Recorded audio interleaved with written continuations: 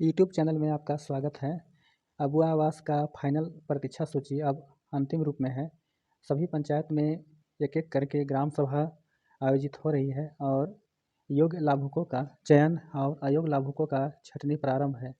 तो आप यहाँ जो एक आंकड़ा देख रहे हैं, ये आपको झारखंड के 24 जिला का आंकड़ा है, जिसमें तीनों वित्तीय वर्ष का अबुआ आवास कितनी संख्या में बनेंगे सारे का आवंटन है।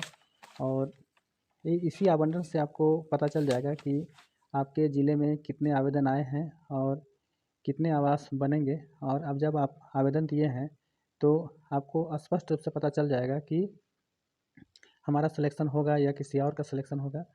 तो संख्या बहुत मायने रखता है और ये जो संख्या है आपको तीनों वित्तीय वर्ष का है। मतलब कुल मिलाकर के जो अबुआ आवास टोटल 8 लाख बनना है, वो टोटल 8 लाख है। देखिए यहाँ पर बोकारो की जहाँ तक बात करते हैं तो यहाँ पर आपका 23-24 में आपका है 60,608 है। उसी तरह से यहाँ पर आपको 24-25 में है।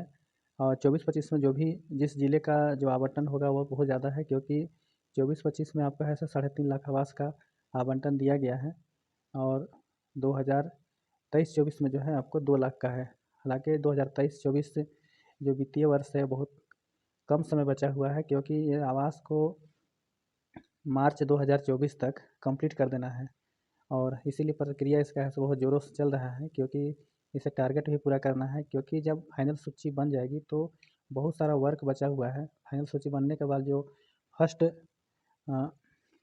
वित्तीय वर्ष का जो कार्य प्रारंभ होगा काफ़ी स्पीड में करना होगा, क्योंकि इसके लिए मात्र 2 से ढाई महीना का समय बचा हुआ है। इसी तरह से सारे ज़िले का है, यहाँ पर बोकारो है, चतरा है, देवघर है, धनबाद है और दुमका, ईस्ट सिंहभूम, गढ़वा, गिरिडीह, गोड्डा और गुमला, हजारीबाग, जामताड़ा, खूंटी, कोडरमा, लातेहार, लोहरदगा, पाकुड़, पलामू, रामगढ़, रांची, साहबगंज, सरायकेला खरसावां, सिमडेगा, वेस्ट सिंहभूम।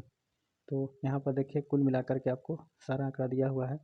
यहाँ पर आपका है से ये 2 लाख है और फिर आगे जब हम बढ़ते हैं तो यहाँ 3.5 लाख और यहाँ पर जो आपको अंतिम जो वित्तीय वर्ष का है वो आपको 2.5 लाख है। तो इस तरह से आप अपने ज़िला का कुल जो है संख्या आप इसको जोड़ कर निकाल सकते हैं। यहाँ पर आप तीनों वित्तीय वर्ष का अगर जब जोड़ेंगे तो आपका कुल जिलों की संख्या निकल जाएगा। तो मतलब सिर्फ जो है वित्तीय वर्ष 23-24 को आंकड़ा देखना नहीं है, क्योंकि जो भी अभी ग्राम सभा हो रहा है या विशेष ग्राम सभा हो रहा है और जो अस्थायी प्रतीक्षा सूची बन रही है वह सिर्फ एक वित्तीय वर्ष के लिए नहीं बन रही है। ये आपको ऐसे तीनों वित्तीय वर्ष के लिए बन रहा है, इसके लिए ही बन रहा है और इसके लिए ही बन रहा है।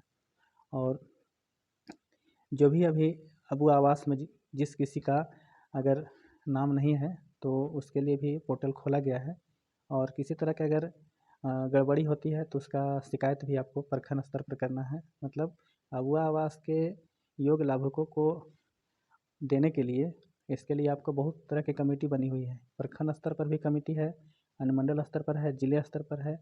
तो आपको अपना शिकायत ज़रूर करना है अगर आप में कोई गड़बड़ी होती है आपकी पंचायत में।